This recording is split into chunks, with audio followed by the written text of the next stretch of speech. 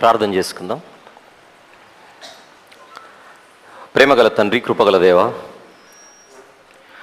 ఎస్తేరు గ్రంథ వివరణలో 3వ సెషన్లోనికి మేము ప్రవేశిస్తున్నాము తండ్రి. ఈ ఉదయకాలాన మా జీవితాలను బలపరిచే విధంగా మా ధ్యానం సరైన రీతిలో ఉండులాగున మీరు మమ్మల్ని దీవించమని ప్రార్థిస్తున్నాము తండ్రి. చక్కని రీతిలో మీ మాటలు మాట్లాడుకున్నటకు మీ జ్ఞానముతో మా హృదయాలను నింపమని వేడుకొనొచ్చు. యేసు ప్రభు వారి దివ్యమైన నామములో ప్రార్థన సమర్పిస్తున్నాము తండ్రి. ఆమెన్. అన్న ఇంకొంచెం సౌండ్ ఇవ్వండి, కొంచెం.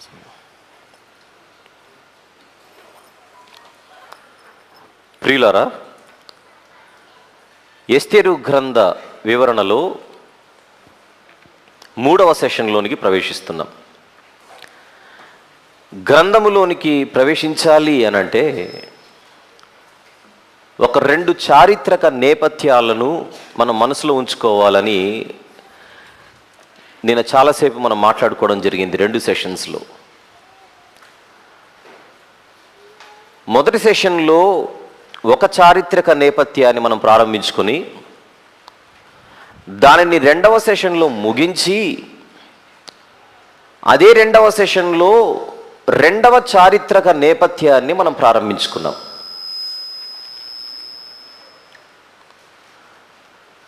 ఏమిటిది అని చూసినప్పుడు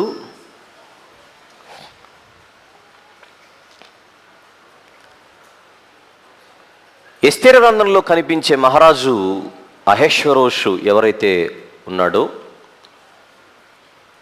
ఆ మొదటి అధ్యాయంలో అతను ఒక విందు ఏర్పాటు చేస్తాడు, అది మనకు తెలుసు. కానీ ఆ విందు ఏర్పాటు చేయడానికి వెనకలున్న కొన్ని కారణాలు మనం చరిత్రలోనికి తొంగి చూస్తేనే అర్థమవుతాయి. అందుకోసం ఆ మొదటి అధ్యాయము 1వ వచనంలో అహష్వేరోషు యొక్క చర్యలు అని మనం చూసినప్పుడు అసలు ఆ చర్యలలోనికి ఇతను ఎందుకు వెళ్ళవలసి వచ్చిందో తెలియాలంటే దాని వెనకల వాళ్ళ నాన్నగారి పరిస్థితిని మనం చదవాలని చెప్పాను. ఎవరు? దర్యావేషు.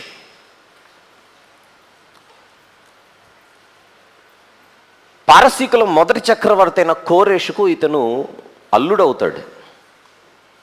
అంటే కోరేషు యొక్క బిడ్డను చేసుకున్నవాడు. యెరూషలేములో దేవాలయాన్ని కట్టించమని ఆజ్ఞాపించిన పారసీకుల మొదటి చక్రవర్తి కోరేషు, సైరస్ ద గ్రేట్ అని ఎవరైతే ఉన్నారో అతనికి ఈ అహష్వేరోషు యొక్క తండ్రి అల్లుడవుతాడు, అంటే దర్యావేషు. అయితే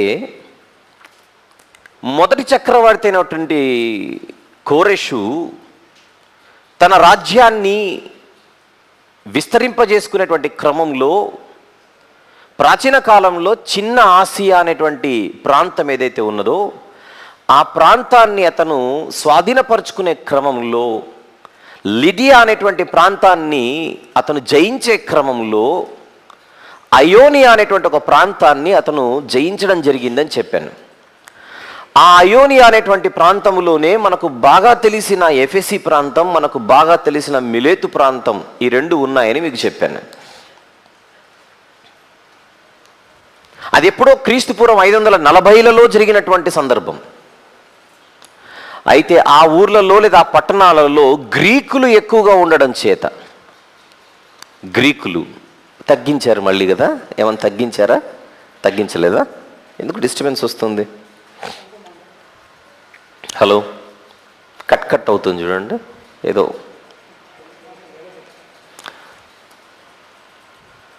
హలో, రైట్.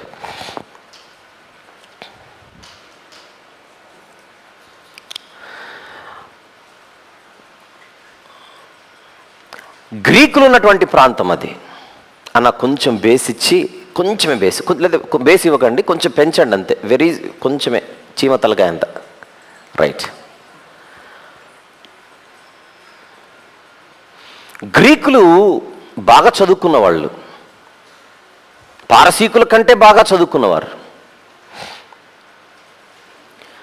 కానీ పారసీకుల అధిపతులు ఎవరైతే ఉన్నారో, ఒక చక్రవర్తి ఒక ప్రాంతాన్ని జయించిన తర్వాత వాళ్ళ మీద పారసీకుల అధిపతులను పరిపాలకులుగా ఉంచి వెళ్ళిపోతాడు. కానీ వారి నిరంకుశ పాలనను ఈ గ్రీకులు జీర్ణించుకోలేకపోయారు. అందులో భాగంగా మిలేతు అన్న ప్రాంతానికి ఉన్నటువంటి పాలకుడు ఎవరైతే ఉన్నారో అతను వీళ్ళ మీద తిరుగుబాటు చేశాడు. తిరుగుబాటు చేయడమే కాదు, చుట్టుపక్కల ఉన్న కొన్ని ప్రాంతాలను కూడా అతను ప్రొవోక్ లేదా రెచ్చగొట్టాడు, ప్రోత్సహించాడు మనం తిరుగుబాటు చేద్దామని. దాని ఫలితంగా పారసీకులు వీరి మీదకి అయోనియా ప్రాంతం మీదకి యుద్ధానికి వచ్చారు, అయోనియుల తిరుగుబాటును అణిచివేయడానికి. రాత్రి చెప్పిన విషయాన్ని ఒక 2 మాటలు చెప్పే ప్రయత్నం చేస్తున్నాను. అప్పుడు మిలేతు రాజు అరిస్టాగరస్, నేను ఒక్కరిని వీళ్ళని జయించలేను అన్న ఉద్దేశముతో వెంటనే గ్రీకుల ప్రధాన పట్టణాలు లేదా గ్రీకు రాజ్యంలో, గ్రీసు దేశంలో గ్రీకుల రాజ్యంలో, మీకు చెప్పాను రాత్రి, వాళ్ళకు ఒక్కొక్క నగరమే ఒక్కొక్క రాజ్యం ఉండేది. నగర రాజ్యాలు, సిటీ స్టేట్స్ అని చెప్పాను. ఒక్కొక్క నగరమే ఒక్కొక్క రాజ్యంగా ఉండి ముఖ్య పట్టణాలు ఏవైతే ఉంటాయో దాని చుట్టుపక్కల ఉన్నటువంటి కొన్ని ప్రాంతాలను వారు పాలిస్తూ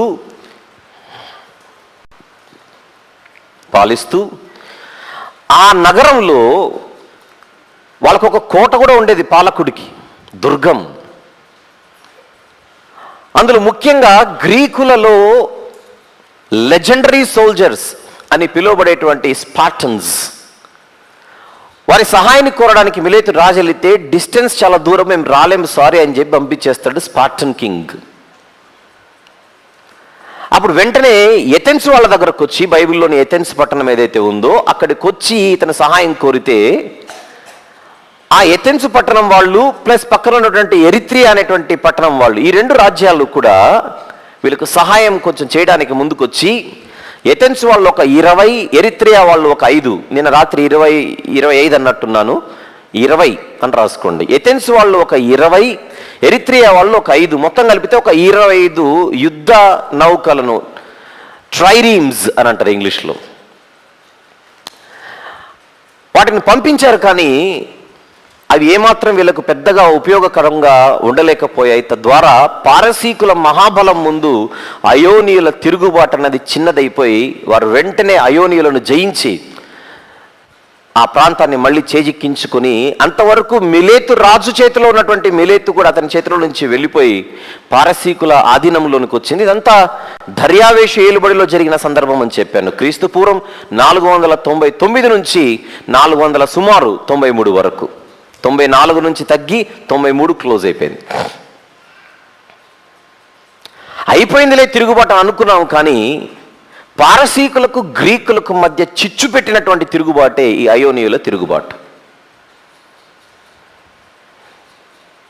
ఈ ఎఫెక్ట్ అంతా నెక్స్ట్ ఎవరి మీద పడిందని చెప్పాను? ఎస్తేరు గ్రంథంలో కనబడే అహష్వేరోషు మీద పడిందని చెప్పాను.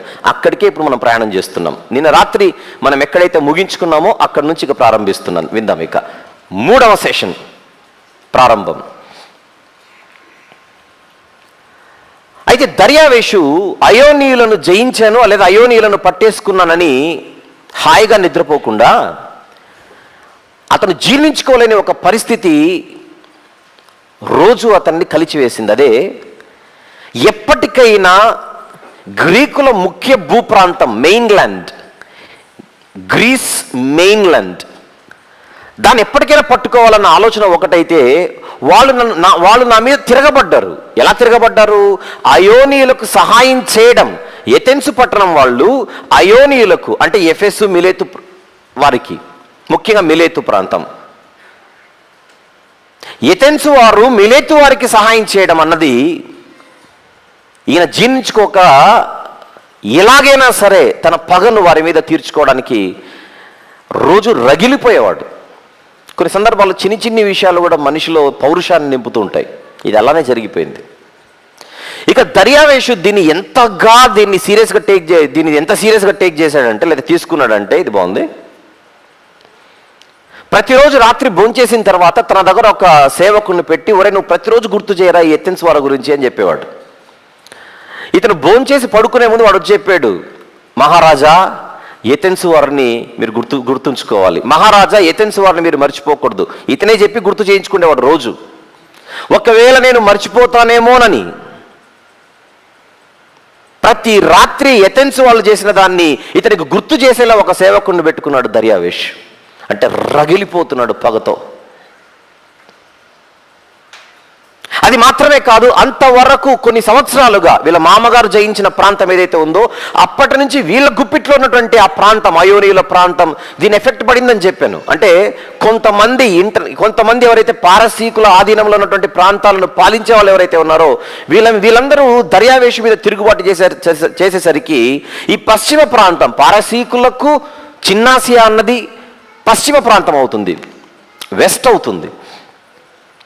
పశ్చిమ ప్రాంతంలో ఈరోజు వీళ్ళు తిరుగుబాటు చేశారు. ఇది అలాగనే నేను గాలికి వదిలేస్తే రేపు పొద్దున ఇంకొకరు తిరుగుబాటు చేస్తారు.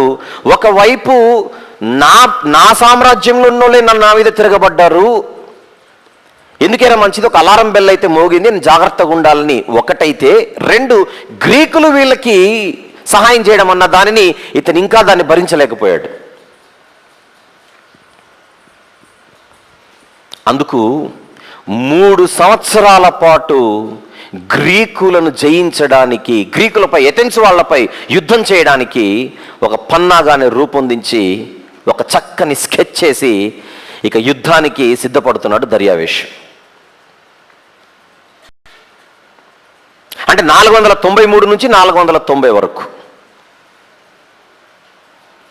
ఆ 3 సంవత్సరాల పాటు ఒక చక్కని పన్నాగం వేశాడు, ఎలాగైనా సరే వీళ్ళని జయించాలని. యుద్ధానికి వెళ్ళే ముందు ఎవరిని పంపాలి, ఎక్కడికి పంపాలి, ఎక్కడ దిగాలి, ఎక్కడి నుంచి అటాక్ స్టార్ట్ చేయాలి, పనిలో పనిగా యూరప్ ప్రాంతం ఏదైతే ఉందో మనకు బైబిల్లో మాసిదోనియా ప్రాంతం అని ఉంటుంది. ఒకసారి బైబిల్ తెరిచి చూద్దాం. ప్రకటన గ్రంథం అయిన తర్వాత ఉన్న 4 మ్యాప్లలో చివరి మ్యాప్ పౌలు గారు ప్రయాణము చేసిన ప్రదేశములు అన్నటువంటి మ్యాప్. అందులో పైన మీకు మాసిదోనియా కనపడుతుంటుంది చూడండి, అలా తిప్పి పట్టుకొని పైన మాసిదోనియా చూడండి, అదంతా ఐరోపా ప్రాంతం. పనిలో పనిగా దర్యావేషు ఆ ప్రాంతాలను కూడా జయించేసి తన గుప్పిట్లో వేసుకోవాలన్న ప్రయత్నంలో భాగంగా అప్పటికే యూరప్లో ప్రవేశించి యూరప్లో ఒక చక్కని పట్టు సంపాదిస్తూ ఉంటాడు. ఎవరు? దర్యావేష్. ఎలాగైనా సరే గ్రీకుల ముఖ్య భూభాగమైనటువంటి ఏథెన్సు, నేను చూపించాను మీకు మ్యాప్లో, స్పార్టా, ఈ ప్రాంతాలన్నిటినీ ముఖ్యంగా ఏథెన్స్ని టార్గెట్ చేశాడు. దానికి ప్రధాన కారణం అయోనీయులకు వీళ్ళు సహాయం చేయడం వలన. కానీ కొడితే మామూలుగా కొట్టకూడదు అన్న ఉద్దేశంతో, కొడితే మామూలుగా కొట్టకూడదు అన్న ఉద్దేశంతో తన కిందన్నటువంటి 2 పాలకులను ఈ యొక్క యుద్ధానికి అధిపతులుగా నియమించి పంపిస్తూ వీళ్ళను గైడ్ చేయడానికి ఒక ఏథెన్సు పట్టణస్థుడినే ఎన్నుకున్నాడు. ఎవరు ఇతను అని అడిగితే ఇతని పేరు హిప్పియా. ఏం పేరు ఇతని పేరు? హిప్పియా. ఇంగ్లీష్లో హిప్పియాజ్ అని అంటాడు.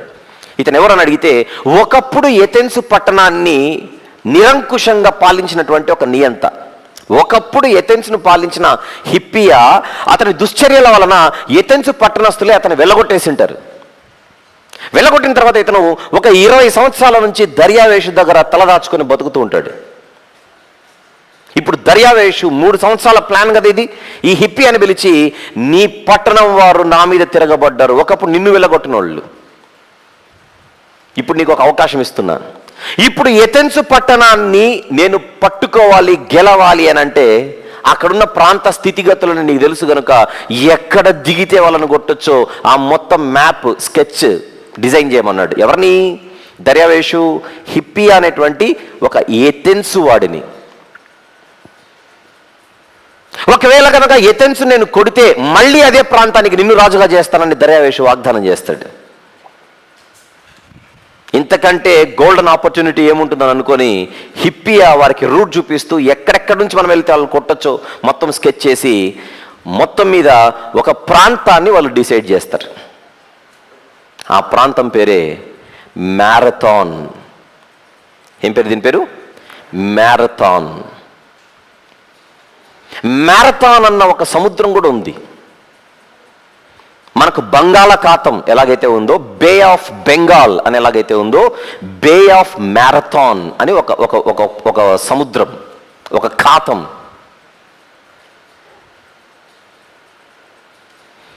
ఈ హిప్పియాడ్ చేసినటువంటి డిజైన్లో భాగంగా మ్యారథాన్ అనేటువంటి సముద్రం దగ్గరికి వెళ్ళి, marathon, the bay of marathon అన్నాను, అక్కడికి వెళ్ళి మన యుద్ధ నౌకలన్నిటినీ అక్కడ ప్లేస్ చేసుకొని ఆ ఒడ్డున దిగి, అది ఆ ఒడ్డు ఏదైతే ఉంటుందో, మ్యారథాన్ తీరం ఏదైతే ఉంటుందో ఎథెన్స్ పట్టణానికి 25 మైళ్ళ దూరంలో ఉంటుంది. అంటే సుమారు 40 కిలోమీటర్ల దూరం.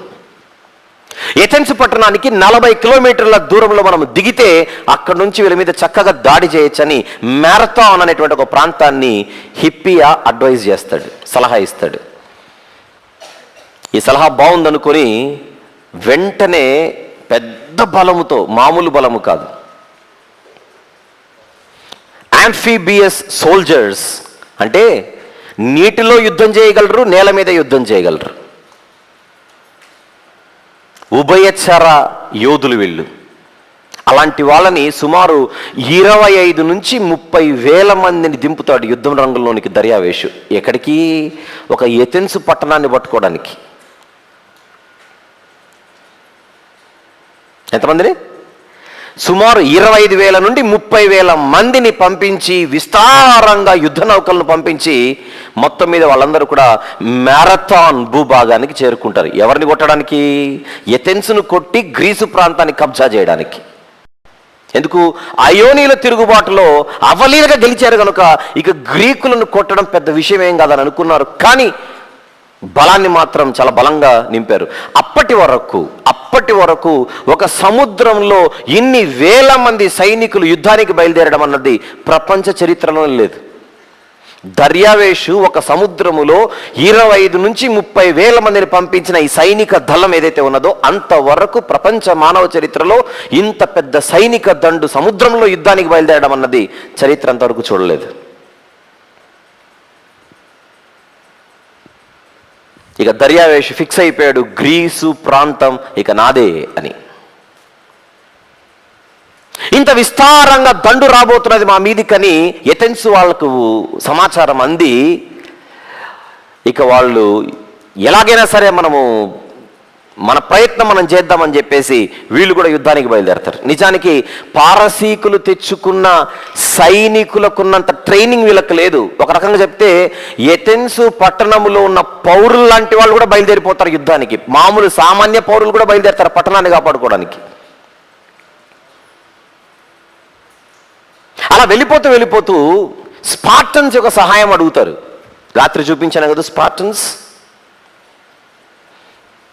రాత్రి బిజీగా ఉండి రాలేని వాళ్ళ కోసం ఇంకొకసారి చూద్దాం. రాత్రి మ్యాప్ చూపించినాను. నాకు స్పార్టా కనపడాలి, ఎథెన్స్ కనపడాలి, ఈ రెండు చూపించు. స్పార్టన్స్ అదే కొంచెం పెద్దగా చేసి చూపించు. ఎథెన్స్ అనేది మీకు కనబడుతుందని అనుకుంటున్నాను, పసుపు రంగులో.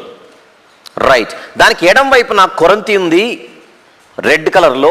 దాని కింద స్పార్టా అని ఒక ప్రాంతం ఉంది చూడండి, స్పార్టా. ఇప్పుడు ఎథెన్స్ పట్టణానికి 40 కిలోమీటర్ల దూరంలో ఇప్పుడు దండు దిగింది. అక్కడ సైనిక దళం దిగింది, పారసీకులది, మ్యారథాన్ అనే ప్రాంతంలో. ఇప్పుడు వాళ్ళతో యుద్ధం చేయడానికి, మాకు సహాయం చేయడానికి రండి అని స్పార్టన్స్ని అడుగుతారు. నిజానికి ఇక్కడ ఏంటంటే గ్రీకుల నగర రాజ్యాలు ఏమైతే ఉన్నాయో వీళ్ళకు ఒక రాజ్యం అంటే ఒక రాజ్యం మామూలుగా పడదు. ఇంటర్నల్ వార్స్ జరుగుతుంటాయి. నీ పైన నా చెయ్యి, నా పైన నీ చెయ్యి అన్నట్టుగా వీళ్ళు కొట్టుకుంటుంటారు మామూలుగా. కానీ ఎవడో దూరమోడు వస్తే మాత్రం వీళ్ళందరూ ఏకమై యుద్ధానికి దిగే అలవాటు వాళ్ళకు ఉంది. అందుకే ఎథెన్స్ వాళ్ళు స్పార్టన్స్ని పిలిస్తే, ఎథెన్స్ వాళ్ళ బ్యాడ్ లక్ ఏంటంటే స్పార్టన్స్ వాళ్ళు ఒక పండుగ వాతావరణంలో ఉంటారు. ఒక పండుగ వాతావరణంలో వాళ్ళ చట్ట ప్రకారంగా పండుగ కాలంలో యుద్ధానికి వెళ్ళకూడదు. స్పార్టన్స్ అంటే మామూలు వీరులు కాదు. వాళ్ళు వస్తే సగం పని అయిపోతుంది అక్కడ. కానీ వాళ్ళ చట్టం ఒప్పుకోదు పండుగ టైంలో నువ్వు యుద్ధానికి వెళ్ళకూడదని. ముఖ్యంగా ఆ పండుగ కాలంలో పౌర్ణమి వస్తుంది. ఆ పౌర్ణమి అయిపోయేంత వరకు వీళ్ళు గడప దాటకూడదు. అప్పుడు వీళ్ళు ఏమైనా మెసేజ్ పెడతారు, మీరు ముందు వెళ్ళండి, పౌర్ణమి అయిపోయిన తర్వాత మేము వస్తామని. అంతవరకు వాళ్ళకి అమావాస్య వచ్చేస్తుంది వీళ్ళకి. ఇక స్పార్టన్స్ వస్తారులే అనుకున్న ఎథెన్స్ వాళ్ళు రాకపోయేసరికి ఏదైనా వీళ్ళు బయలుదేరతారు. ఇక పారసీకుల మహాబలాన్ని ఒక ఏథెన్స్ పట్టణం వాళ్ళు ఏం కొట్టగలరు? చావోరేవో అని బయలుదేరారు. ఆ యుద్ధం ఎలా జరిగిందో చూద్దాం ఇప్పుడు తెర మీద. అప్పుడు నేనే ఒక వీడియోగ్రాఫర్ని పెట్టింటి ఆ రోజుల్లో, చూపించిన ఆయన. ఏదో అనుకోకండి, మీకు మ్యాప్ కోసం చూపిస్తున్నాను. ఒకసారి వీడియో చూపించాలి. ఈ వీడియోలో మీకు మనుషులు ఎవరూ కనపడరు. అది లేకున్నా పర్లేదు, sound excuse me, sound voice ఉంటే చాలు. నువ్వు చూపించిన ఎక్స్ప్లెయిన్ చేస్తాను. నువ్వు మధ్య మధ్యలో పాజ్ చేస్తూ ఉండాలి కనుక. రైట్, కనబడుతుందంటారా లేకపోతే ఏమన్నా ఆఫ్ చేద్దామా? లైట్స్ ఆఫ్ చేద్దామా? ఒకసారి లైట్స్ ఆఫ్ చేద్దాం. కొంచెం ఎవరైనా ఉన్నారంటారా? అక్కడే ఉండండి, ఎలక్ట్రిసిటీ బోర్డు దగ్గరే ఉండండి.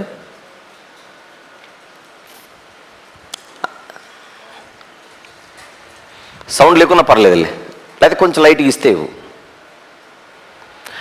క్రీస్తు పూర్వం 490, అది 490. ఆగునన్నా, నేను చెప్పినప్పుడు తర్వాత స్టార్ట్ చేయి. 493లో అయోనీల తిరుగుబాటు అయిపోయిందని చెప్పాను, తొక్కేసరి అయిపోయింది. 3 సంవత్సరాల ప్రిపరేషన్ తర్వాత 490లో దర్యావేషు యొక్క సైన్యం ఏథెన్స్ పట్టణం మీదకి బయలుదేరింది. స్టార్ట్. ఇంతకుముందు స్టార్ట్ ఆగు. అవి దర్యావేషు పంపిన పారసీకుల యుద్ధ నౌకలు. యానిమేటెడ్ ఫార్మాట్లో ఉంది. కంటిన్యూ. మ్యారథాన్ సముద్రంలో వెళుతున్నాయి, భూభాగానికి చేరువలో.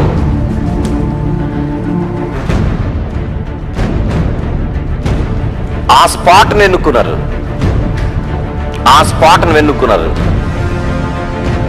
రైట్. ఆ యుద్ధ నౌకల నుంచి సైన్యం దిగుతోంది చూడండి, సైన్యం దిగుతోంది. అలా దిగి ముందుకెళ్తున్నారు. ఇప్పుడు ఆగు. ఇక్కడ మీకు ఎడం వైపున పసుపు రంగులో ఏదో కనపడుతుంది, ఒక సైనిక దండులాగా. అదంతా ఏథెన్స్ పట్టణస్థుల సైన్యం. అది ఏథెన్స్ వారు యుద్ధానికి బయలుదేరారు. ఎవరి మీదికి? అక్కడ ఆ ఏథెన్స్ రోడ్ అదంతా కూడా వాళ్ళొక రూట్లో ఉన్నారు కదా, మ్యారథాన్ నుంచి ఏథెన్స్కి వెళ్ళే రహదారి మార్గం అది. ఆ మార్గం గుండా వీళ్ళు బయలుదేరారు. స్టార్ట్. కంటిన్యూ. చూడండి, ఇప్పుడు పసుపు రంగులో ఉన్న వాళ్ళు ఏథెన్స్ వాళ్ళు.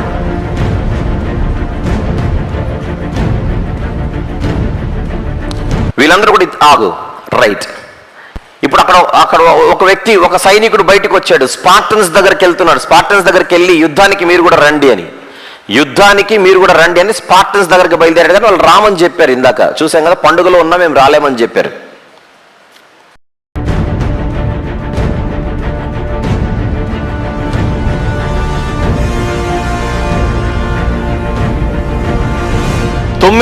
మంది ఏథెన్స్ వారు, ఒక 800 మంది ప్లాటేయన్స్ ఆ వాళ్ళు. ఈ రంగులో ఉన్న వాళ్ళందరూ పారసీకులు. ఇప్పుడు వీళ్ళతో యుద్ధానికి బయలుదేరి, వీళ్ళకి చాలా బలమైనటువంటి సైన్యం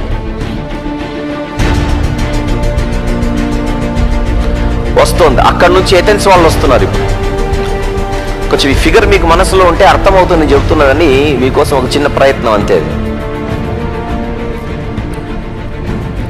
నిజానికి ఈ సైన్యం ముందు ఆ సైన్యం దేనికి పనికిరాదు.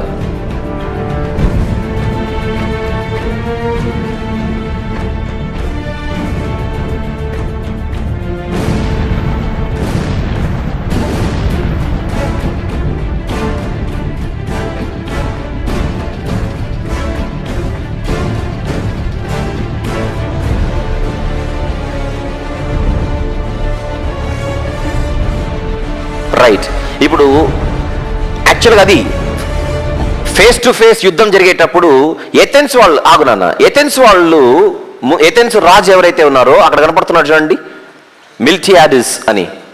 ఇతను తెలివికి ఏం చేశాడంటే, సెంటర్లో ఒక ఆర్మీని పెట్టేసి, సెంటర్లో ఉన్న వాళ్ళు సెంటర్కి అట్లే ఉండండి, కుడి వైపున ఎడం వైపున ఉన్న వాళ్ళు మాత్రం స్ట్రైట్గా చేయకుండా వెంటనే మీరు అలా కర్రు తీసుకొని వెనకల నుంచి కొట్టుకుంటూ రండి అని ఆల్రెడీ ఒక చిన్న ప్లాన్ చెప్పాడు. ప్రయత్నం అంతే. ఆ ప్రయత్నము పారసీకులు గెస్ చేయలేకపోయి ఏం జరిగిందో చూడండి. కంటిన్యూ. కుడివైపున ఎడం వైపున ఉన్న వాళ్ళు వెనకల నుంచి నెమ్మదిగా చాప కింద నీరులాగా వెనకల నుంచి ఫామ్ అయిపోయి వెనకల నుంచి వీళ్ళు వేసేసరికి పారసీకులు ఆ దెబ్బకు, నిజానికి గ్రీకులు అంటే గుర్తుపెట్టుకోండి, మామూలోడు కూడా పెద్ద ఒక ఆర్మీ సోల్జర్ లా ఉంటాడు. గ్రీకులు అట్లా ఉంటుంది, యుద్ధానికి మారిపోయారు. వీళ్ళు ఏదో ఊహించుకొని వచ్చారు పారసీకులు, కానీ ఎథెన్స్ పట్టణస్తుల దెబ్బకి అంటే చిట్టెలకకు సింహం భయపడి వెళ్ళిపోతుంది. అక్కడ పారిపోతున్నారు చూడండి పారసీకులు పారిపోతున్నారు, తరిమి కొట్టారు. అంత విస్తారంగా ఉన్నటువంటి పారసీకులు మ్యారథాన్ అన్నటువంటి భూభాగంలో తోక ముడిచి వెళ్ళే పరిస్థితి ఏర్పడిపోయింది. నలిపేద్దాం అనుకొచ్చిన వాళ్ళు కాస్త నలిగిపోయి వెళ్ళిపోయారు. రైట్, అక్కడతో ఆగు. అయితే వెళ్ళిన వాళ్ళు ఏదో ఒక రూట్లో మళ్ళీ ఆల్రెడీ ఎథెన్స్ పట్టణం అంతా ఇక్కడికి వచ్చేసింది కనుక ఏదో ఒక రూట్లో వెనకల నుంచైనా వెళ్ళి మళ్ళీ ఎథెన్స్ పట్టణానికి మీద దాడి చేస్తారేమన్న ఉద్దేశంతో ఎక్కడ నుండి ఎథెన్స్ పట్టణంలో నుండి ఒక వ్యక్తి, ఒక దూత, ఎన్ని కిలోమీటర్లు అని చెప్పాను, ఇక్కడ నుంచి 40 కిలోమీటర్ల పాటు నాన్ స్టాప్గా పరిగెత్తి ఇక్కడ నుంచి 40 కిలోమీటర్లు నాన్ స్టాప్గా బయలుదేరి పట్టణం దగ్గరికి వెళ్ళి, ఇప్పుడైతే మ్యారథాన్ పోరాటంలో మనం గెలిచాము, కానీ వాళ్ళు ఏ టైంకైనా మన మీదికి పడే అవకాశాలు ఉన్నాయి, జాగ్రత్తగా ఉండాలి అన్న మెసేజ్ చెప్పడానికి, తన పట్టణం వాళ్ళని కాపాడడానికి 40 కిలోమీటర్లు నాన్ స్టాప్గా పరిగెత్తి ఆ వార్త చెప్పి చచ్చిపోయాడు. ఇది గ్రీకుల హిస్టరీలో అతని గురించి మన కంటికి కనపడుతుంది. ఎన్ని కిలోమీటర్లు పరిగెత్తాడు? ఎక్కడి నుంచి పరిగెత్తాడు? మ్యారథాన్ నుంచి ఎథెన్స్ వరకు 40 కిలోమీటర్ల సుదీర్ఘ పరుగును అతను చేపట్టడం వలన తర్వాత కాలంలో ఒలింపిక్ క్రీడలలో మ్యారథాన్ రేస్ అనేది వచ్చింది. ఒలింపిక్ క్రీడల్లో మ్యారథాన్ రేస్ అనేది ఒకటి ఉందా? ఆ మ్యారథాన్ రేస్ పుట్టింది ఈ మ్యారథాన్ పోరాటంలో జరిగిన సందర్భాన్ని బట్టి. ఇక్కడ విచిత్రం ఏంటంటే, ఒకసారి అతని తర్వాత కాసేపట్లో చూద్దాం. ఫెయిడిపీడిస్ ఇతని పేరు.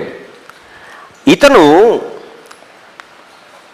ఎన్ని కిలోమీటర్లు అయితే పరిగెత్తాడో ఒలింపిక్లో కూడా అన్ని కిలోమీటర్లు యాక్చువల్గా పెట్టారు. 25 మైళ్ళ దూరాన్ని ఈయన పరిగెత్తాడు.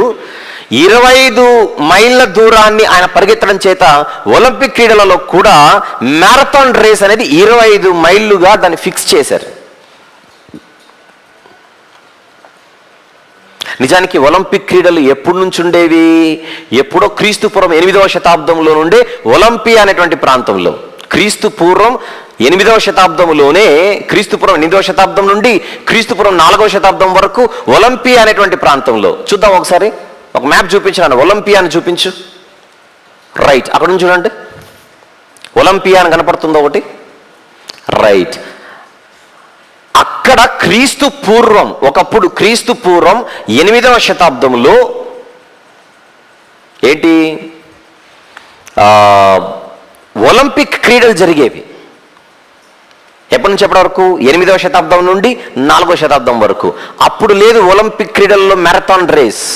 అయితే 200 ఏళ్ల కిందట, అంటే సుమారు 1800 క్రీస్తు శకం 1896 అనుకుంటాను, క్రీస్తు శకం 1896 సుమారు. అప్పుడు ఒలింపియా నుండి కొంచెం మ్యాప్ చిన్నగా చేయి, చూపించి, మొత్తం చూపించి. అక్కడ ఎథెన్స్ ఉంది చూడండి, పైన 4వ నంబర్ దగ్గర ఎథెన్స్ అని ఉంది. ఒలింపియా నుంచి ఎథెన్స్కు షిఫ్ట్ అయిపోయి ఒలింపిక్ క్రీడలు ఇప్పుడు ఎథెన్స్లో పుట్టినట్టుగా, ఇది మోడర్న్ ఒలింపిక్స్ అంటే ఆధునిక ఒలింపిక్ క్రీడలు. ఆధునిక ఒలింపిక్ క్రీడలలో మ్యారథాన్ రేస్ అనేది పరిచయం చేశారు, ఇంట్రడ్యూస్ చేశారు. ఆ ఇంట్రడ్యూస్ చేసినప్పుడు కరెక్ట్గా ఒకప్పుడు జరిగినటువంటి దర్యావేష కాలంలో జరిగినటువంటి మ్యారథాన్ పోరాటంలో ఆ వ్యక్తి ఎన్ని కిలోమీటర్లు అయితే పరిగెత్తాడో అన్నే కిలోమీటర్లు క్రీడాకారులకు ఏర్పాటు చేయడం జరిగింది. అలా వాళ్ళు పరిగెత్తేటప్పుడు ఎథెన్స్ నుంచి ఆ పరిగెత్తేటప్పుడు ఆ వ్యక్తి యొక్క విగ్రహాన్ని కూడా అక్కడ ఆవిష్కరించారు. చూపించి ఆ విగ్రహాన్ని ఒకసారి. అది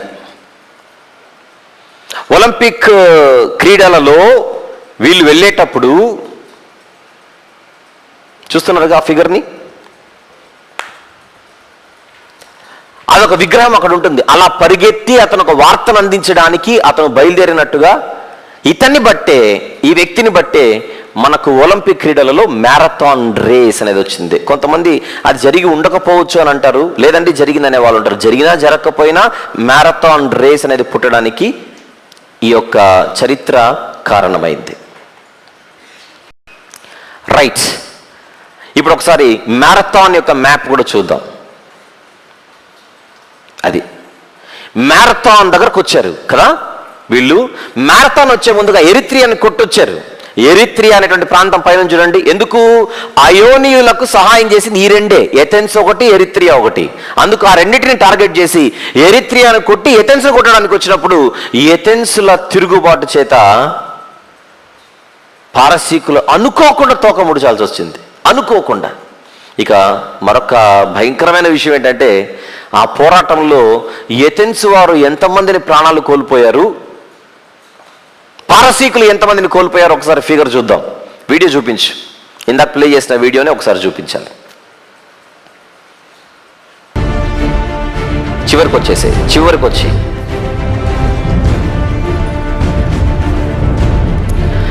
చాలు. కేవలము ఎథెన్స్ వాళ్ళు అంత యుద్ధంలో 192 మందిని మాత్రమే పోగొట్టుకున్నారు.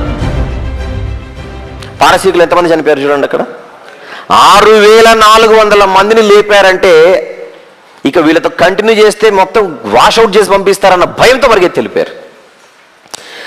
ఎథెన్స్ పట్టణం వాళ్ళు 192 మందిని మాత్రమే ప్రాణాలు వాళ్ళు పోగొట్టుకుని వాళ్ళని ఏకంగా 6400 మందిని ప్రాణాలు తీసేసరికి పారసీకులు అనుకున్నట్టుగా జరగకపోయేసరికి వాళ్ళు వెళ్ళిపోయారు. లైట్స్ ఆన్ చేద్దాం, దాన్ని అలానే ఉంచు.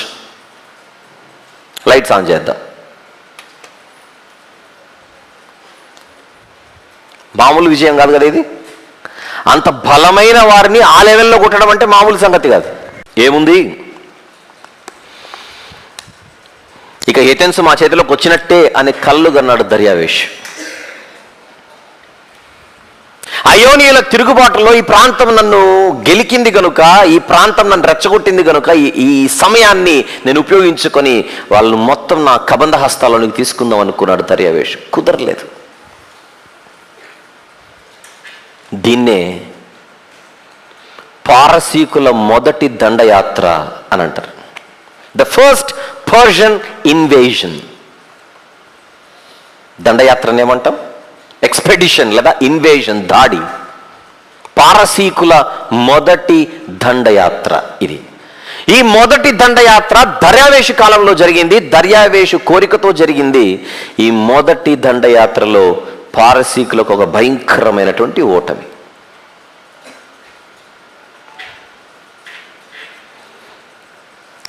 ఇప్పుడు దర్యావేషు ఆ సంగతి విని ఇంకా కృంగిపోయాడు. ఈ యుద్ధంలో ఓటమి కదా.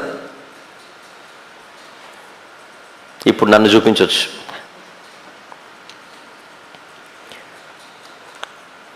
ఈ మొదటి దండయాత్రలో దర్యావేష్కు దెబ్బ పడేసరికి ఇలా కాదు, ఈసారి నేనే దిగాలనుకున్నాడు. ఇంతకుముందు వేరే వాళ్ళని పంపించాడు, తన సైన్యాధిపతులను పంపించి ఇక కాదు, ఇక నేనే దిగాలి, ఎలాగైనా సరే దీన్ని మాత్రం గ్రీసు ముఖ్య భూభాగాన్ని చేజిక్కించుకోకుండా నేను చావకూడదని డిసైడ్ అయిపోయాడు దర్యావేష్.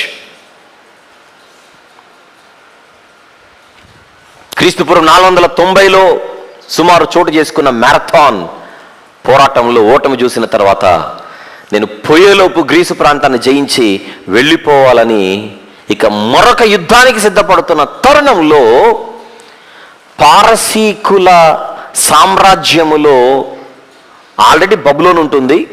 పారసీకుల సామ్రాజ్యంలో ఐగుప్తు అన్నది కూడా వీళ్ళ దగ్గరే, వీళ్ళ చేతిలోనే ఉంటుంది. గ్రీసు ప్రాంతాన్ని లేదా గ్రీకుల ప్రాంతాన్ని మళ్ళీ యుద్ధంతో గెలవాలని దర్యావేషు సిద్ధపడుచుండగా ఐగుప్తులో ఒక తిరుగుబాటు మొదలవుతుంది. ఐగుప్తులో ఒక తిరుగుబాటు, ఆల్రెడీ అయోనీల తిరుగుబాటును చూశాడు దర్యావేషు. ఇప్పుడు రివోల్ట్ ఇన్ ఈజిప్ట్. అయోనీల తిరుగుబాటు తర్వాత దర్యావేషు ఊహించకుండా ఐగుప్తీయుల నుండి తిరుగుబాటు మొదలవుతుంది. దానికి ప్రధానంగా 2 కారణాలు. ఒకటి, పన్నులు ఎక్కువ వసూలు చేస్తున్నారు, ట్యాక్స్ ఎక్కువ కలెక్ట్ చేస్తున్నారు. ఆ రోజుల్లో ఏ రాజు అయితే ఒక ప్రాంతాన్ని గెలుస్తాడో ఆ ప్రాంతంలో ట్యాక్సులు కట్టాలి, పన్నులు కట్టాలి. ఈ పన్నులు భరించలేక ఐగుప్తీయులు ఇలా కాదు, మనం కూడా దిగుదాం తిరుగుబాటు బృందంలోనికి అని వాళ్ళు గళ్ళం ఎత్తారు. రెండవ కారణం, ఐగుప్తులో ఉన్నటువంటి మంచి పని వారిని పారసీకంలో ఉన్న పట్టణాలను కట్టించుకోవడానికి ఈయన తీసుకొని వెళ్ళిపోయాడు దర్యావేష్. పారసీకంలో ఉన్నటువంటి రాజధానులు ఏవేవైతే ఉంటాయో, ఊర్లు పట్టణాలు ఉంటాయో, అక్కడ మంచి పనులు చేయించుకోవడానికి ఐగుప్తులో ఉన్న మంచి పని వారిని తీసుకొని వెళ్ళిపోయేసరికి ఈ 2 మా పనులను నువ్వు తీసుకొని వెళ్ళి పని చేయించుకోవడం ఒకటైతే, ఇంత భారీగా నువ్వు పన్నులు వసూలు చేయడం కాదని ఐగుప్తీయులు తిరుగుబాటు దళం ఎత్తారు. ఐగుప్తీయులతో పాటు నెమ్మదిగా బబులోనీయుల నుంచి కూడా కొంచెం ఒక 1/4 కిలో, ఒక పిడికెడు వాళ్ళ తిరుగుబాటు కూడా స్టార్ట్ అయిపోతుంది. అప్పుడు దర్యావేషు గ్రీకులను చేయిద్దామని బయలుదేరుతుంటే ఇంటర్నల్కి ఇదేంటి నాకు పోరని ఏం చేద్దాం అనుకుంటే లోగా ఇతని ఆరోగ్యం బాగా క్షీణించిపోతుంది. ఎందుకంటే ఇతను క్రీస్తుపురం సుమారు 550లో పుట్టి ఉంటాడు. ఆరోగ్యం బాగా దెబ్బతిని ఒకవైపు ఐగుప్తు తిరుగుబాటు, బబులోను తిరుగుబాటు, తర్వాత గ్రీకుల మీద ఓటమి, ఇవన్నీ అయ్యేసరికి ఆరోగ్యం కూడా దెబ్బతినేసరికి దర్యావేషు రీత్యా బాగా బలహీనపడి 486లో మరణించడం జరుగుతుంది. ఎప్పుడు? 486లో ఈయన మరణించడం జరుగుతుంది. Excuse me. ఈయన మరణించిన తర్వాత సింహాసనం ఖాళీ అవుతుంది. సింహాసనం ఖాళీ అయిన తర్వాత ఇప్పుడు ఎవరు ఎక్కాలి? అయితే దర్యావేషు చనిపోయే ముందు నా తర్వాత వారసుడు అహష్వేరోషే, ఇప్పుడు మనం ఎస్తేరు గ్రంథంలో చూడబోయే అహష్వేరోషే అని చెప్పిన ఇతను చనిపోయిన తర్వాత ఈ దర్యావేషుకు మొదటి భార్య కుమారుడు ఒకతను ఉంటాడు. అతను పోటీలోనికి వస్తాడు. ఇప్పుడు నేను కదా పెద్దోడిని, నేను కదా పెద్ద కొడుకుని, నేను సింహాసనం ఎక్కాలనేసరికి అహష్వేరోషుకి అతనికి మధ్య జరిగినటువంటి యుద్ధం కాదు, కానీ ఆ యొక్క పోటీలో అహష్వేరోషు పై చేయి సాధించి మొత్తం మీద క్రీస్తుపూర్వం 486 నుండి 485 మధ్యకాలంలో ఈయన సింహాసనాన్ని అధిష్ఠిస్తాడు. సింహాసనంపై కూర్చుంటాడు.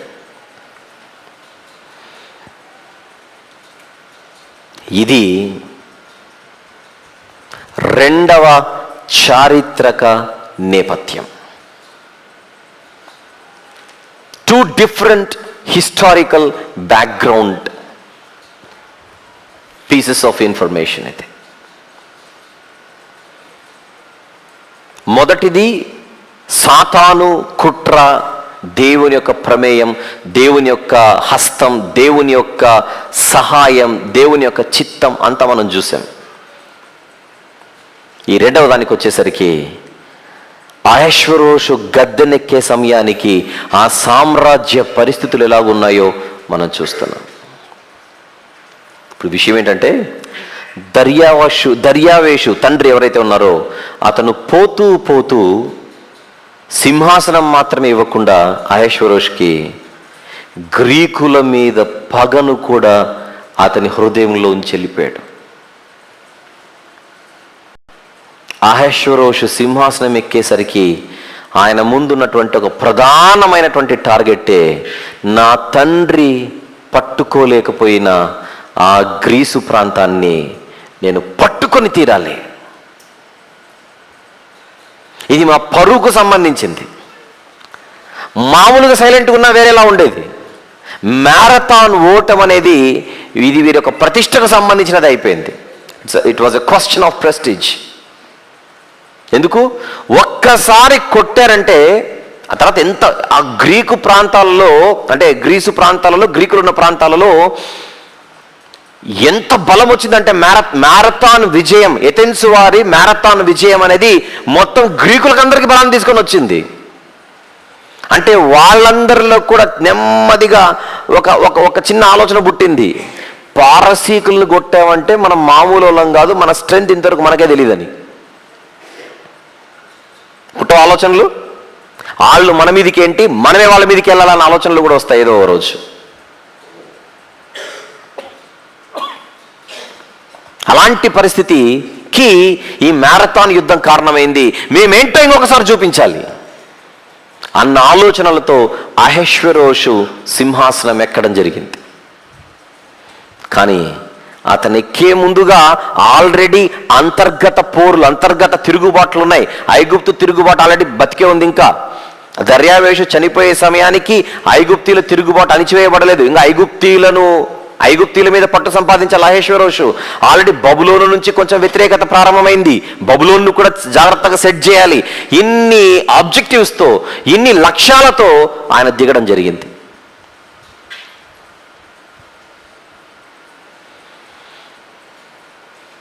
అయితే ఆయన సింహాసనం ఎక్కేసరికి ఆల్రెడీ తన అన్నపై పై చేయి సాధించి ఆయన సింహాసనం ఎక్కాడు. ఎక్కే సమయానికి ఆయన సామ్రాజ్యం ఎక్కడ నుంచి ఎక్కడ వరకు విస్తరించిందో ఒకసారి మనం చూద్దాం. చూసే ముందుగా అహష్వేరోషు ఒకసారి ఎస్తేరు గ్రంథం తీసి మనం జాగ్రత్తగా ఆ యొక్క మొదటి వచనాన్ని మనం చూద్దాం. ఎస్తేరు గ్రంథం 1వ అధ్యాయము 1వ వచనం. అమ్మా, ఎస్తేరు గ్రంథం 1వ అధ్యాయం 1వ వచనం. అహష్వేరోషు దినములు ఇవి. అయితే అహష్వేరోషు అన్న పేరు గురించి ఒక 2 మాటలు చెప్పి నేను ముందుకెళ్తాను.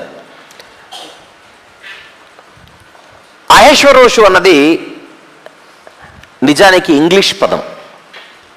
ఇంగ్లీష్లో అహష్వేరోషు అంటారు. కానీ ఇతను పారసీకుడు కదా, పారసీక భాషలో అహష్వేరోషుని క్షయార్షా అని పిలుస్తారు.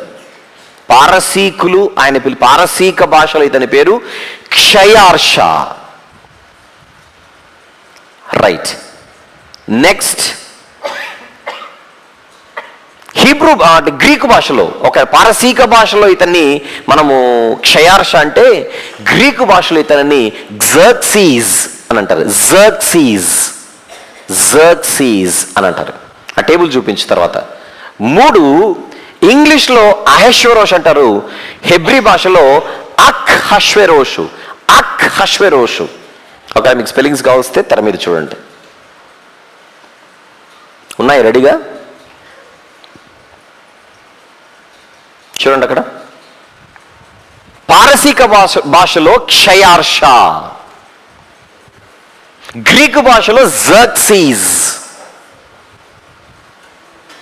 హెబ్రీ భాషలో అహష్వేరోషు, ఆంగ్ల భాషలో అహష్వేరోషు.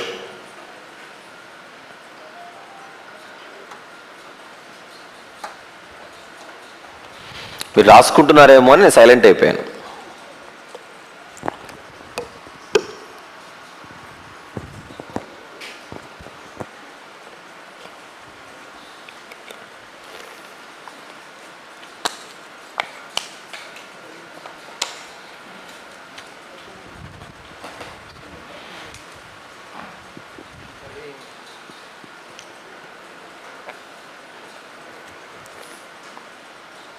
Okay, right.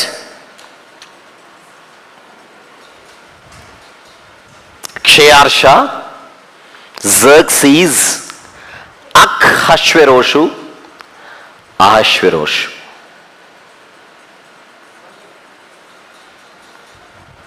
మొదటి చారిత్రక నేపథ్యం.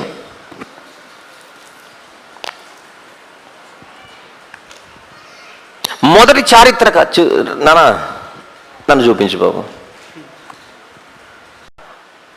మొదటి చారిత్రక నేపథ్యం అయిపోయేసరికి మనకు పరిస్థితి ఎలా కనపడుతోంది? తండ్రి అయిన దర్యావేషు మరణముతో గ్రీకులను జయించాలన్నటువంటి ఒక పగతో, ఆల్రెడీ అంతర్గత తిరుగుబాట్లు ఏవైతే ఉన్నాయో వాటిని అణిచివేయాలనేటువంటి ఒక పరిస్థితిలో అహష్వేరోషు మీద చాలా సవాళ్లే ఉన్నాయి. ఇప్పుడు ఈ వ్యక్తిని పేర్ల చేత పిలువబడుతున్నాడని చెప్పాను. ఇన్ని పేర్ల చేత పిలువబడేటువంటి ఈయన క్షయార్షానే పిలువబడ్డాడు. తర్వాత భాషల్లో అతని పేరును వాళ్ళు పలకడానికి సులభంగా ఉండేటువంటి పద్ధతిలోనికి మార్చుకొని ఈ పేరు మన వరకు వచ్చింది. ఇక ఈయన పరిపాలించిన భూభాగం ఒక్కసారి మనం చూద్దాం. ఏన్షియంట్ పర్షియన్ మ్యాప్ చూపించు. ఎక్కడ నుంచి ఎక్కడి వరకు ఇతని పాలన సాగిందో ఒకసారి ఆ భూభాగాన్ని మనం చూద్దాం. నిన్న కూడా చూశారు, మరొక్కసారి చూడండి. ఎక్కడి నుంచి ఎక్కడి వరకు ఉంది అక్కడ? అహష్వేరోషు దినములలో జరిగిన చర్యల వివరములు హిందూ దేశం మొదలుకొని కూషు దేశము వరకు ఇతని పాలన ఎక్కడి నుంచి ఎక్కడి వరకు? హిందూ దేశము మొదలుకొని కూషు, ఫుట్ నోట్లో ఏముంది కూషుకి? ఐథియోపియా, ఇంగ్లీష్లో ఇథియోపియా అని పిలుస్తారు. ఒకసారి మ్యాప్ చూడండి. ఆ బ్రౌన్ కలర్లో ఉన్నదంతా కూడా పారసీక సామ్రాజ్య భూభాగం. కుడివైపున ఎక్కడో హిందూ ప్రాంతం కనపడుతోంది, ఎడం వైపున క్రింద మీకు ఐగుప్తు ప్రాంతం కనబడుతోంది. ఆ కుడివైపున ఉన్న భూభాగాన్ని తర్వాత చూద్దాం, ఎడమ వైపున ఉన్న దాన్ని మాత్రమే చూద్దాం. ఈజిప్ట్ అన్న ప్రాంతం కనపడుతుంది చూడండి. కానీ అది ఈజిప్ట్ అంటే అక్కడ కూషు అని కాదు, ఈజిప్ట్ కింద మనకు మళ్ళీ ఇథియోపియా కనపడుతుంది. నెక్స్ట్ మ్యాప్లో చూద్దాం. ఈ మ్యాప్లో మన కంటికి కనిపించేది, కానీ ఇంకొక మ్యాప్లో చూద్దాం. మరొకటి చూపించు. ఓకే, మధ్యాహ్నం చూపిస్తున్నా మ్యాప్ మీకు. ఈజిప్ట్ కింద మీకు లిబియా తర్వాత మీకు దిస్ వన్ ఇథియోపియా మీకు కనపడతాయి. స్యూడన్ ఇవన్నీ మన కంటికి కనపడతాయి. అక్కడ లేదు, ఇందులో లేదు, వేరే చూపిస్తాను. ఇక నెక్స్ట్ సమాచారంలోనికి మనం వెళ్దాం, జాగ్రత్తగా విందాం. ఇది మామూలుగా ఒక రాజ్యానికి ఒక రాజధాని ఉంటుంది. ఈ సమాచారం తీసుకొని మనం బ్రేక్ తీసుకుందాం. ఒక సామ్రాజ్యానికి ఒక రాజ్యానికి ఒక రాజధాని ఉంటుంది. అయితే పారసీకులకు మాత్రం ఒకటి కంటే ఎక్కువ రాజధానులు ఉండేవి. అది గుర్తుపెట్టుకోండి. అంటే వేసవి కాలానికి ఒక రాజధాని, చలికాలానికి ఒక రాజధాని, ఉత్సవాలు చేసుకోవాలంటే ఒక రాజధాని, ఇలా ఒక్కొక్క ప్రాంతాన్ని వాళ్ళు రాజధానులుగా చేసుకొని పారసీకులు ముఖ్యంగా 5 రాజధానులను మెయింటైన్ చేసేవారు. గుర్తుపెట్టుకోండి మాట. ఎన్ని రాజధానులు నేను చెప్పిన తర్వాత వస్తుందిలేండి, స్క్రీన్ మీదకి వస్తుంది. ముందు 5 రాజధానులు. ఈ 5 రాజధానులలో బైబిల్లో మనకు 2 రాజధానులు కనబడతాయి. ఒకసారి రెండేంటో చూద్దాం. ఒకటి ఎస్తేరు గ్రంథం 1వ అధ్యాయం 1-2వ వచనం. ఆ కాలమందు రాజైన అహష్వేరోషు షూషను కోటలో, షూషను అనే ప్రాంతం ఉంది, అదొక రాజధాని. మధ్యాహ్నం మాట్లాడుకుందాం వీటి గురించి, ఇన్ఫర్మేషన్ కోసం తీసుకోండి. ఇక రెండవ రాజధాని మనకు ఎజ్రా గ్రంథం 6వ అధ్యాయం. ఎజ్రా గ్రంథము 6వ అధ్యాయం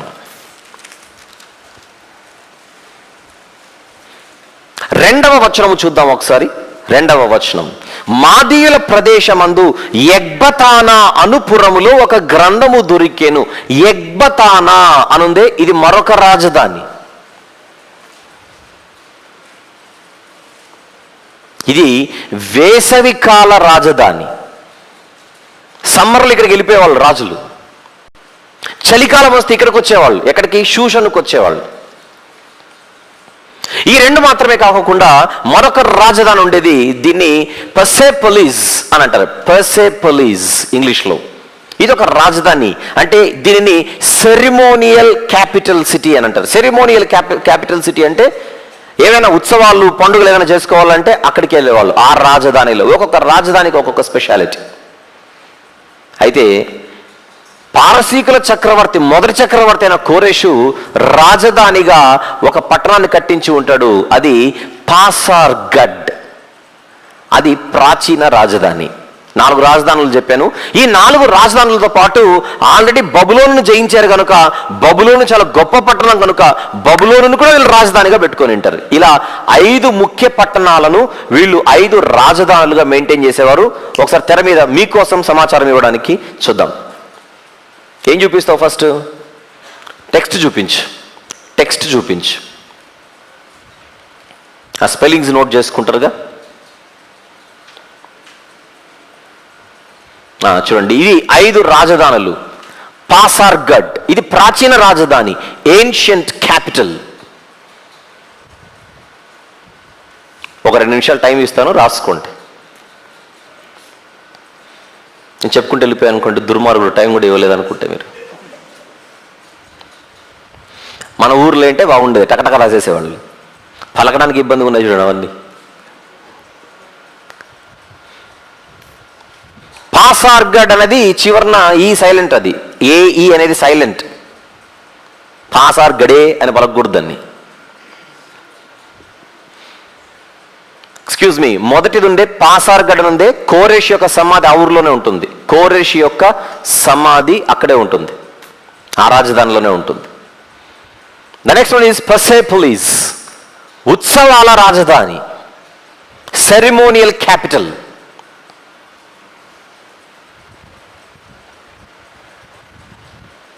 the next one స్యూసా,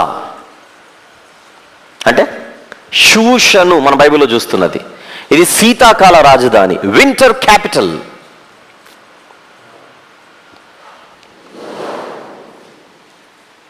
the next one is Ecbatana,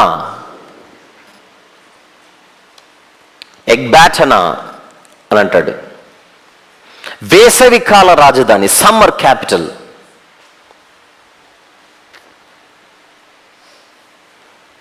and the last one is Babylon, బబులోను ఇన్ తెలుగు. ఇది మరొక రాజధాని, అనదర్ క్యాపిటల్.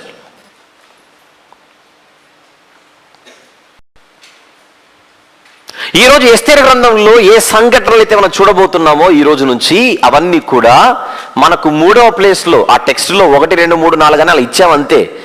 అంటే సూసా 3వ స్థానంలో ఉందని కాదు, మీరు అలా రాసుకుంటారు. ఏదో ఒకటి 3లో పెట్టాలి కనుక, అప్పటికి నాకు ఆ మూడులో ఉంది కనుక అక్కడికి రాసినది. గనక ఈరోజు ఎస్తేరు గ్రంథంలో మనం చూడబోయే సంఘటనలన్నీ కూడా మనకు షూషను ప్రాంతాన్ని కేంద్రంగా చేసుకొని సంభవించిన సంఘటనలు. చాలండి, వెళ్దాం. ఇప్పుడు ఇవి భౌగోళికంగా ఎక్కడెక్కడ ఉన్నాయో తెర మీద చూద్దాం ఒకసారి జాగ్రత్తగా. భౌగోళికంగా చూపించి ఇవన్నీ ఎక్కడున్నాయో చూపించండి సార్. క్యాపిటల్ సిటీస్ ఇచ్చాను కదా, క్యాపిటల్స్.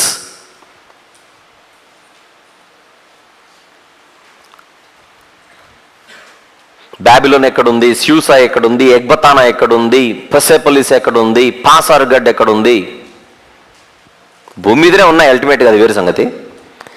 ఆ భూమి మీద పారసీక ప్రాంతంలో ఎక్కడెక్కడ ఉన్నాయో చూద్దాం. ఈలోపు బైబిల్ తెరిచి ప్రకటన గ్రంథం అయిన తర్వాత మనకు షూషన్ ఎక్కడుందో ఒకసారి చూద్దాం. ఈలోపు దొరుకుతుంది. మొదటి మ్యాప్, అబ్రహాము ప్రయాణము చేసిన ప్రదేశములు. It very good, very good. అది అట్లే ఉండండి. ఫస్ట్ మనం ఇక్కడ చూద్దాం, అబ్రహాము ప్రయాణము చేసిన ప్రదేశములు. నన్ను ఇంకొక మ్యాప్ ఉంటుంది దీంతో పాటు, అది కూడా రెడీగా ఉంచు, కొంచెం దగ్గరగా కనబడేటువంటి మ్యాప్. అది కుడివైపున షూషను కనబడుతుంది చూడండి, కంప్లీట్ కుడివైపున షూషను కనబడుతుందా? రైట్. దీన్ని స్యూసా అని కూడా అంటారు, హీబ్రూలో దీన్ని షూషను అని పిలుస్తారు. అది హీబ్రూ పదం, అది షూషను. ఓకే, ఇప్పుడు అక్కడ చూద్దాం, మిగిలిన క్యాపిటల్స్ కూడా అక్కడ చూద్దాం.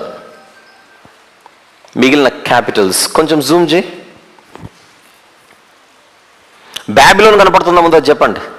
బబులోన్ కనపడుతుంది చూడండి, దగ్గరకు తీసుకొని వచ్చాడు, అదొక క్యాపిటల్. దానికి కుడివైపున వచ్చేసాయి స్యూసా కనపడుతుంది, వింటర్ క్యాపిటల్. రైట్, దాని పైకి వెళ్ళిపో, ఎగ్బతానా కనబడుతోంది. అంటే ఎగ్బతానా స్పెషాలిటీ ఏంటో చెప్పనా? ఒక నిమిషం ఆగనన్న, అట్లా అలానే ఉంచు మ్యాప్. ఎగ్బతానా స్పెషాలిటీ ఏంటంటే, కోరేషు దేవాలయాన్ని కట్టించమని శాస్త్రాన్ని వ్రాయిస్తాడు. ఎజ్రా గ్రంథము ప్రారంభపు అధ్యాయంలో కనబడుతుంది, ఒక శాస్త్రాన్ని రాయిస్తాడు. అయితే కోరేషు చనిపోయిన తర్వాత వచ్చిన పాలకులు, తర్వాత వచ్చిన మంత్రులు, వీళ్ళందరూ ఏం చేస్తారంటే దేవాలయాన్ని ఆపించడానికి, అంటే రీజనల్గా వీళ్ళు ఎక్కడో రాజధాని ఎక్కడో ఉంటుంది, షూషన్లో ఉంటుంది, యెరూషలేము పరిసర ప్రాంతాల్లో శత్రువులు ఎక్కువ తయారైపోతారు. యూదులు, మీకు ఎప్పుడైతే చెప్తున్నాను, యూదులు అంటే ఎవరికి పడదు.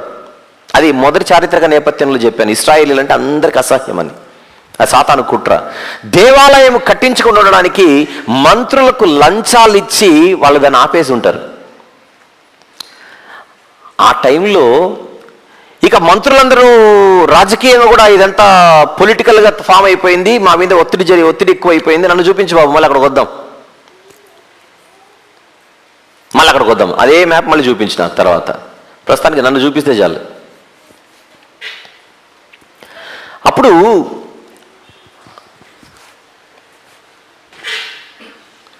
దేవుడు పునాదిని మాత్రమే వేసి వీళ్ళు ఆపేసి ఉంటారు. మందిరాన్ని, దేవాలయాన్ని. మరి ఇంత ఒత్తిడితో మేమెక్కడ చేస్తామని భయపడిపోయి సైలెంట్ అయిపోయింటారు. అప్పుడు ప్రవక్తలైన హగ్గయి గారిని, జకరియా గారిని దేవుడు పంపించి వీళ్ళని ధైర్యపరిస్తే అప్పుడు వీళ్ళు దేవాలయాన్ని మళ్ళీ ప్రారంభించినప్పుడు మళ్ళీ వచ్చి మేము కట్టొద్దని చెప్పాం కదా, ఎందుకు కట్టుతున్నారని మళ్ళీ వచ్చారు. అప్పుడు వెంటనే మొదటి చక్రవర్తి అయిన కోరెషే శాసనాన్ని రాయించాడు, దీన్ని కట్టించమని ఆజ్ఞను జారీ చేశాడు. కనుక మమ్మల్ని కాదనడానికి మీరెవరని వీళ్ళు క్వశ్చన్ చేస్తారు. ఎందుకు? పారసీకుల చట్టంలో ఒకసారి ఒక చక్రవర్తి తాను ఒక శాసనాన్ని రాయించి ముద్ర వేశాడంటే, ముద్ర వేసిన తర్వాత ముద్ర వేసిన రాజు కూడా మార్చలేడు దాన్ని. అంత తీవ్రమైన చట్టం ఉండేది. అంటే ఒకప్పుడు ఎప్పుడో కోరేష్ అన్నాడు, ఇప్పుడు మారిపోయింది అనడానికి వీలు లేదు. కోరేషు సంతకం చేసి ముద్ర వేసిన తర్వాత కోరేషు కూడా మార్చడానికి వీలు లేదు. అది అంత తీవ్రంగా ఉండేది. అప్పుడు నిజమా అని చెప్పేసి వెంటనే ఇక్కడ నుంచి లెటర్ వెళ్ళిపోతుంది అక్కడ ఉన్నటువంటి రాజుకి. దర్యావేషే. ఇక్కడ యెరూషలేములో యూదులు అన్న వాళ్ళు దేవాలయాన్ని కడుతున్నారు. ఎందుకు కడుతున్నారు అని అంటే, మా కోరేషే చెప్పాడని చెప్తున్నారు, లెటర్ కూడా ఉందని చెప్తున్నారు. ఒకవేళ వీళ్ళు చెబుతున్నది నిజమో కాదో మీ యొక్క రాజగ్రంథాలలో ఎక్కడైనా ఇది రాశారేమో చూడండి అని అడిగితే, అప్పుడు అన్ని రాజధానులలో ఆ పుస్తకాలను వెతికిస్తే ఇప్పుడు మనం చూస్తున్న ఎగ్బతానా అన్నటువంటి రాజధానిలో ఒక బుక్ దొరుకుతుంది. ఆ బుక్ దొరికితే ఆ బుక్లో ఏముందో ఒకసారి బైబిల్ చూద్దాం, బాగుంటుంది. ఎలాగ అక్కడ వరకు వచ్చాం కదా. ఎజ్రా గ్రంథం 6వ అధ్యాయం మొదటి నుంచి. అప్పుడు రాజైన దర్యావేషు అంటే 5:17 నుంచి చూద్దామా. 5:17 నుంచి.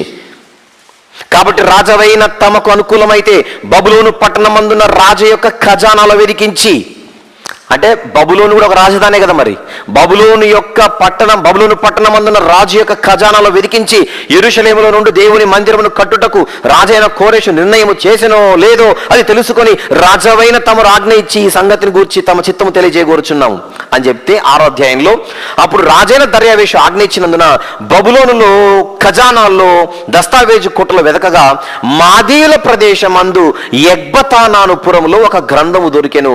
దానిలో వ్రాయబడి ఉన్న ఈ సంగతి కనబడెను. ఏముందో చూద్దాం కింద. రాజైన కోరెషు ఏలుబడిలో మొదటి సంవత్సరం మందు అతడు యెరూషలేములో ఉండు దేవుని మందిరమును గురించి నిర్ణయించినది, బలులు అర్పింపదగిన స్థలముగా మందిరమును కట్టించవలెను లేదా కట్టింపబడవలెను. దాని పునాదులు గట్టిగా వేయబడవలను. దాని నిడివి 60 మూరలను, దాని వెడల్పు 60 మూరలు ఉండవలను. 3 వరుసల గొప్ప రాళ్ల చేతను 1 వరుస కొత్త మానుల చేతను కట్టింపబడవలను. దాని వ్యయమును రాజు యొక్క ఖజానా నుండి ఇవ్వలను. మరియు యెరూషలేములో ఉన్న ఆలయంలో నుండి నెబుకద్నెజరు బబులోనుకు తీసుకుని వచ్చిన దేవుని మందిరం యొక్క వెండి బంగారు ఉపకరణలు తిరిగి అప్పగింపబడి యెరూషలేములో ఉన్న మందిరం తేబడి దేవుని మందిరంలో వాటి స్థలమందు పెట్టబడవలెనని మొత్తం రిటర్న్ ఫార్మాట్లో ఉండేసరికి కళ్ళు తిరిగిపోయి సారీరాన్ టాబ్లెట్ వేసుకున్నారు వెంటనే అందరూ. ఎందుకు? ఎన్ని సంవత్సరాలుగా ఆపేస్తుంటారు దేవాలయాన్ని శత్రువులందరూ కలిసి. కానీ దేవుడు ఆ దేవాలయం కట్టించడానికి చక్రవర్తి చేత వ్రాతరూపకంగా ఒక ఆజ్ఞనే జారీ చేయించి దానిపైన ముద్ర వేయించేస్తాడు. చచ్చినట్టు కట్టారు కింద. దర్యావేషు ఏం ఆర్డర్ ఇస్తారు చెప్పనా? వాళ్ళు కట్టకపోవడం కాదు, మీరు దగ్గరుండి కట్టించాలని చెప్తాడు వ్యతిరేకులకే. ఆ తర్వాత కింద ఉంటుంది. ఇదంతా ఎందుకు వచ్చింది? ఎగ్బతానాలో ఏం జరిగిందో చూడ్డానికి. రైట్, చూపించు, మళ్ళీ మ్యాప్ చూపించు. అది చూసేసి మనం ఏంటి వెళ్ళిపోదాం. ఇంకా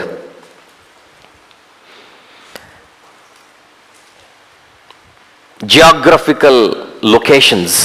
ఎగ్బతానా ఇంతవరకు ఎన్ని చూసాము మనము? 3 చూసాం. బబులోను చూసాము, ఎగ్బతానా చూస్తున్నాం, దాని కింద స్యూసా వింటర్ క్యాపిటల్ కూడా చూస్తున్నాం. అలానే కిందికి వచ్చేసాయి. పర్సెప్యులిస్ సెరిమోనియల్ క్యాపిటల్ అని కనపడుతుంది. 4 కనపడుతున్నాయి. 5వది మరో మ్యాప్లో చూద్దాం. ఇంకొకటి చూపించు.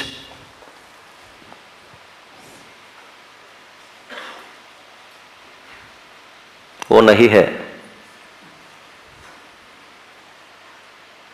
ఎస్, అంటే ఇదే కొంచెం జూమ్లో ఉంటుంది చూడు. ఇంకొకటి ఉంది, కొంచెం దూరంగా ఉంది. ఇది కొంచెం జూమ్ అన్న చెయ్యి.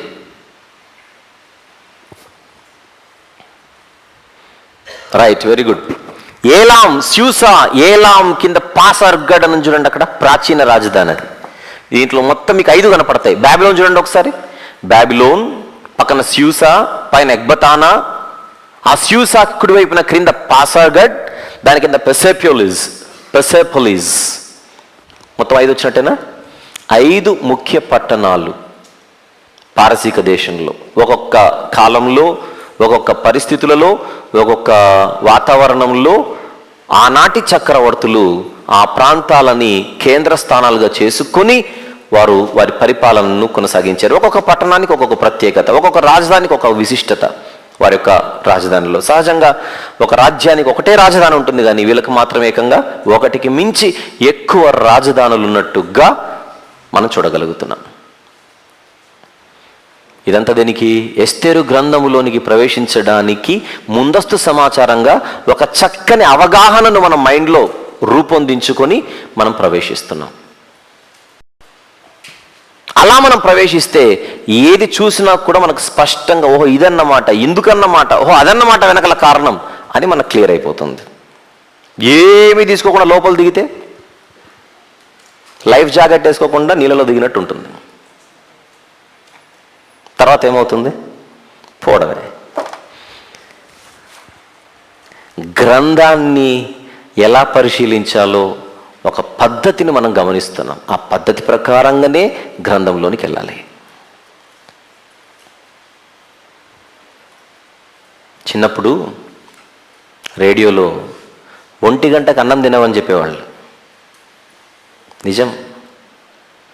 టైం చూసుకోండి, ఇప్పుడు 1 గంట. తిందాం, వద్దాం, విందాం. ప్రార్థన చేసుకుందాం. 3వ సెషన్ పూర్తి అయినట్టు 4వ సెషన్లోనికి మధ్యాహ్నం వెళ్దాం. ప్రేమగల తండ్రి, కృపగల దేవ, గ్రంథ వివరణలో భాగంగా ముందస్తు సమాచారంగా ఎన్నో సంగతులు మేము మాట్లాడుకోగలుగుతున్నాము తండ్రి. మీరు చేస్తున్న సహాయాన్ని బట్టి, ఇస్తున్న నడిపింపును బట్టి స్తుతులు చెల్లిస్తున్నాం. ఆసక్తిగా మీ పిల్లలు వాక్యం వింటున్నారు.